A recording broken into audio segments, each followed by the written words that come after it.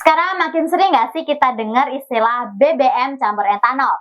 Katanya sih ini bahan bakar masa depan yang lebih ramah lingkungan dan bisa bikin Indonesia lepas dari ketergantungan impor minyak. Tapi kenapa ya banyak banget nih masyarakat yang masih ragu dengan kualitasnya? Sebelum kita lanjut ke pembahasannya, jangan lupa like dan subscribe ya teman-teman. Jadi gini, etanol sebenarnya adalah alkohol yang dibuat dari bahan alami nih, seperti kayak tebu, singkong, dan jagung. Campuran etanol dalam bensin misalnya E5 dan E10 ini selama ini dipercaya nih bisa bantu mengurangi emisi karbon, bikin pembakaran jauh lebih bersih, dan otomatis nih bisa mengurangi polusi udara di kota-kota besar. Tapi tunggu dulu deh, E5 dan E10 itu sebenarnya apa ya?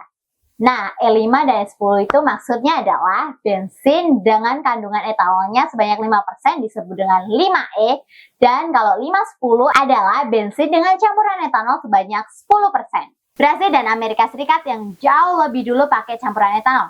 Bahkan di sana ya, mobilnya tuh dibuat dengan desain flex fuel, artinya mereka bisa jalan menggunakan bensin biasa atau dengan etanol murni. Jadi fleksibel banget kan? Nah, masalahnya tuh di sini. Konteks di Indonesia tuh beda banget. Nggak semua kendaraan kita tuh siap buat campuran ini. Kendaraan keluaran terbaru terutama di atas tahun 2018-an biasanya nih sudah dilengkapi dengan komponen dan sistem bahan bakar yang jauh lebih tahan terhadap sifat etanol. Tapi buat kendaraan yang jauh lebih tua umurnya, biasanya nih ada mobil dan motor yang masih menggunakan karburator. Etanol punya sifat hidrokopis, alias gampang menyerap air dari udara. Belum lagi nih karakter pembakarannya yang berbeda. Beberapa bengkel bilang nih, mesin kerja jadi lebih keras, performa lebih turun, dan konsumsi BBM-nya jauh lebih boros nih di awal adaptasi. Jadi wajar banget nih kalau banyak masyarakat yang merasa khawatir dan ragu. Kan kendaraan itu harganya nggak murah.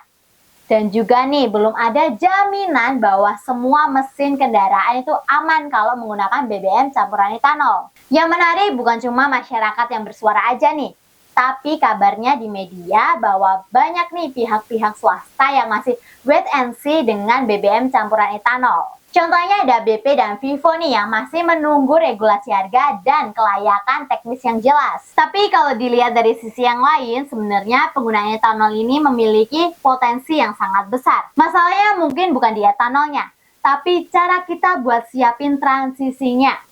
Edukasi ke masyarakat, penyesuaian mesin, dan jaminan keamanan bahan bakar. Jangan sampai niatnya tuh buat nyelamatin bumi, malah bikin mesin kendaraan kita ngambek satu-satu. Sekarang pertanyaannya nih, apakah pertama Grand 95 ini bisa jadi masa depan BBM Indonesia? Atau justru jadi wacana hijau yang perlu banyak penyesuaian? Coba deh tulis di kolom komentar gimana pendapat kamu mengenai ini.